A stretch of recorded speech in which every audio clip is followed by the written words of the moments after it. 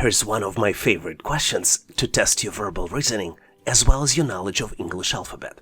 You need to determine the missing letter of English alphabet to replace question mark. You're presented with 3 by 3 matrix, and this matrix has letters P, T, R, O, Q, S, M, N, and then the missing letter, which you need to select from one of 4 possible choices. Choice A, U. Choice B, letter Y. Choice C, letter X. And choice D, letter V. Do you see the answer? Give yourself a little bit of time to see if you can come up with the solution. I have full confidence that you found it, but just in case, I am moving forward to share with you my answer. If you were studying the alphabet, you might remember the sequence of letters in the middle of the alphabet, which would be M, N, O, P, Q, R, S, T. You would remember that the missing letter in the sequence, the next one in the sequence, would be letter U. So, to answer this question, you need to understand and determine that starting from letter M, all consecutive letters appear in the matrix, and the missing letter in the sequence is letter U. Hopefully you've nailed this question and now know how to answer similar problems on the test. A lot of you are interested and ask me, how can I help others? One of the ways you can help other people is by sharing the latest questions you see as part of the assessment test. And when you share, please make sure to also include how you answered them. Please share the question you recently encountered in the comment section of this video. And if you know the answers, please share them as well. And now let's continue and get you ready for the test. Here's a very unusual question which is frequently used in a test. You need to find the correct expression, and you're presented with choices 1 plus 1 equals 10, and second choice, A plus B equals 17. You have 4 different options to choose from. Choice A, 1 plus 1 equals 10 is the correct expression. Choice B, the correct expression is A plus B equals 17. Choice C, both of these expressions are correct. And choice D, none of these expressions is correct. I'm going to give you a quick hint. If you have a degree in computer science, it might be easier for you to solve and get to the correct solution. Regardless, I'm moving forward to share the right solution with you. As you might have guessed, the trick here is that the first expression is done in a binary system, and in binary system, 1 plus 1 equals 10. Second expression is done in a hexadecimal system, and in hexadecimal system, A plus B equals 15. So the correct answer here is choice A, 1 plus 1 equals 10. Here's an interesting question which tests your knowledge of the words as well as your verbal reasoning skills. You're presented with 5 different words, and you need to determine which item stands out. The words are pamphlet, certificate, leaflet, catalog, and brochure. Do you see the answer? Do you know which item stands out? Give yourself a few seconds to see if you can determine the answer. Maybe pause this video to see if you can come up with the solution. And on my end, I am moving forward to share with you my version. And obviously, if you have a different solution, please make sure to post in comments. You probably figured it out, but all items here represent information store or description about the single or multiple subjects, with the exception of the word certificate. Certificate represents official document attesting a certain fact. Hopefully you've nailed this question and now know how to answer similar problems on the test. A lot of you are interested and ask me, how can I help others? One of the ways you can help other people is by sharing the latest questions you see as part of the assessment test. And when you share, please make sure to also include how you answered them. Please share the question you recently encountered in the comment section of this video. And if you know the answers, please share them as well. And now let's continue and get you ready for the test. Here's an amazing question with an unusual twist, which tests your knowledge of the pie charts. You're presented with total spending for the organization, and you need to calculate approximate benefits expense. In addition to benefits expense, you see payroll expense, research and development expense, as well as client entertainment. And your final selection is within one of 4 possible choices. Choice A, 170,000. Choice B, 216,000. Choice C, 296,000. And choice D, $360,000. Take a close look, maybe pause this video to see if you can do a mental math and come up with the solution. Ready or not, I am moving forward to share with you my version of the solution. And obviously, if you have a better way to solve it, please make sure to share in comments. First step to solve it is to look at the chart and identify the benefit segment. Benefits represent 27% of all expenses.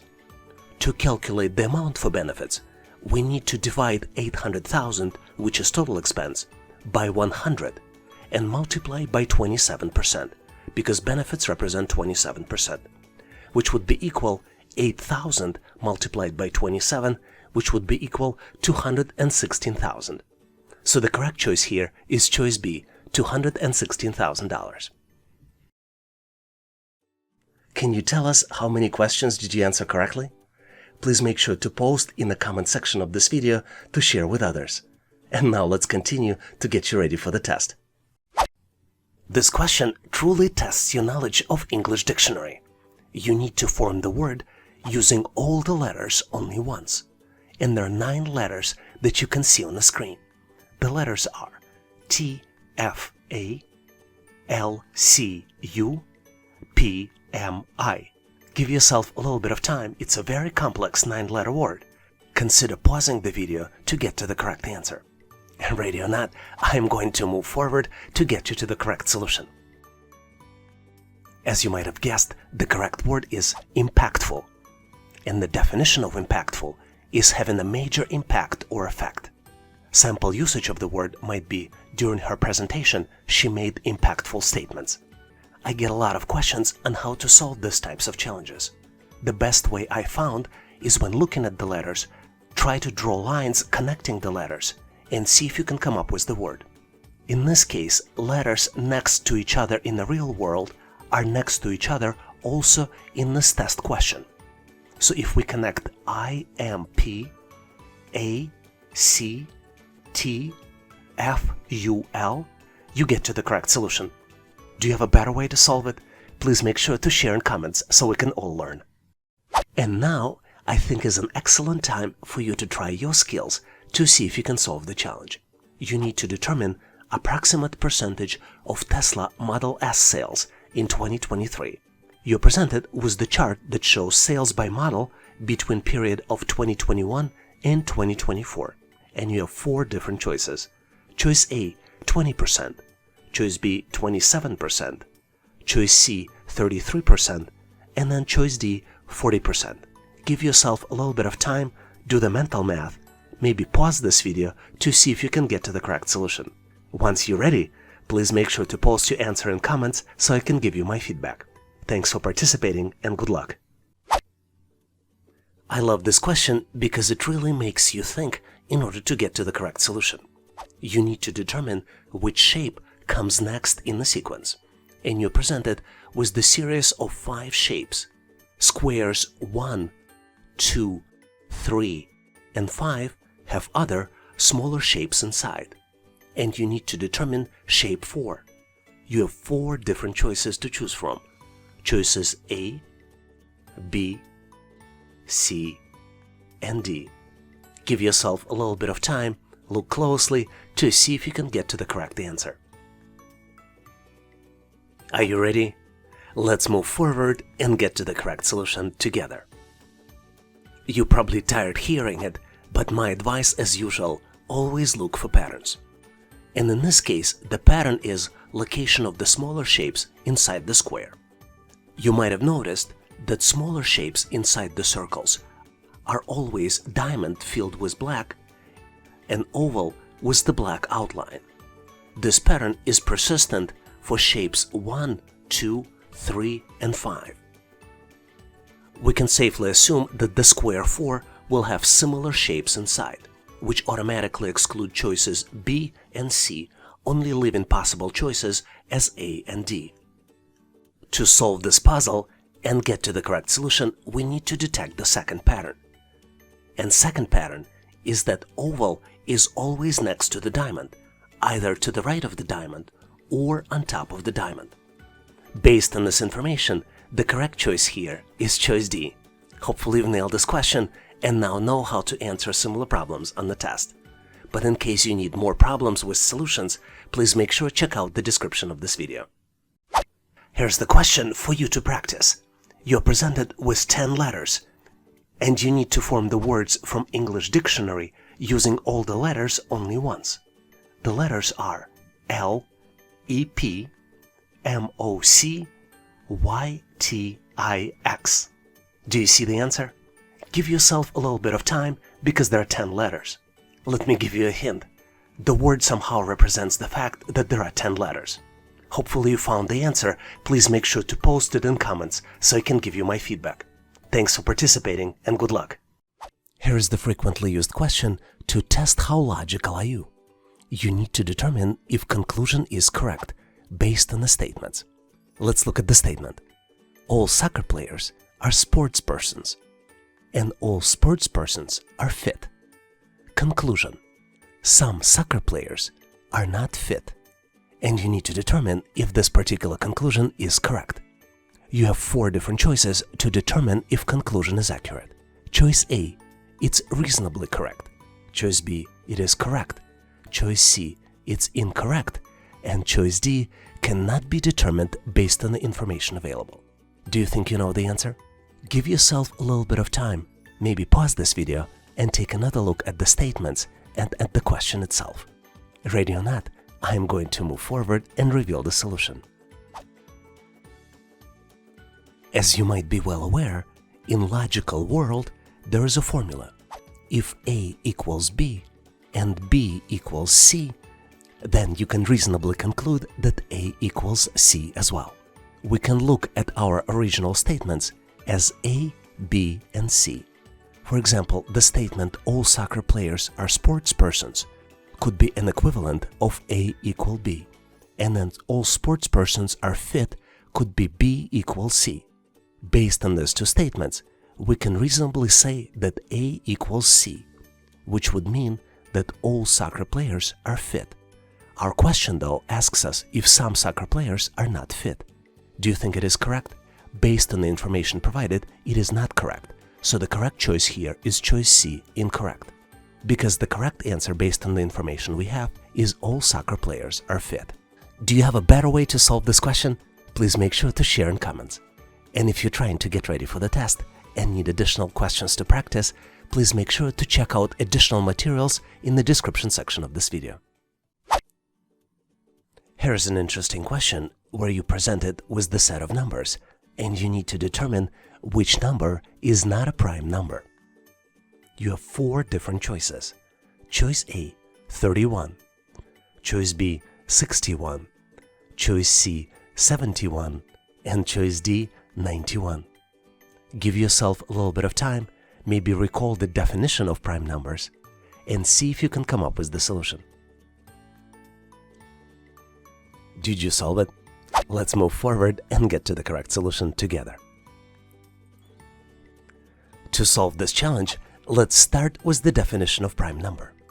Prime numbers cannot be divided by any number other than 1 and number itself without leaving a remainder. Some examples of prime numbers would be 2, 3, 5, 7, 11, and you can continue the chain. The opposite of prime numbers are composite numbers, and examples of those would be 4, could be divided by 2, 6, could be divided by 2 and 3, 8, which could be divided by 2 and 4, 9, 10, and you can continue the sequence. As you might have figured out of the numbers presented, 91 can be divisible by 7.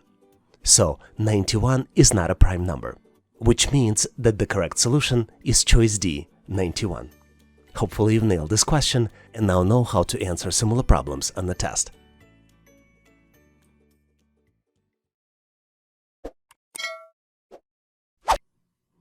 Here's an interesting challenge where you need to determine the relationship between family members.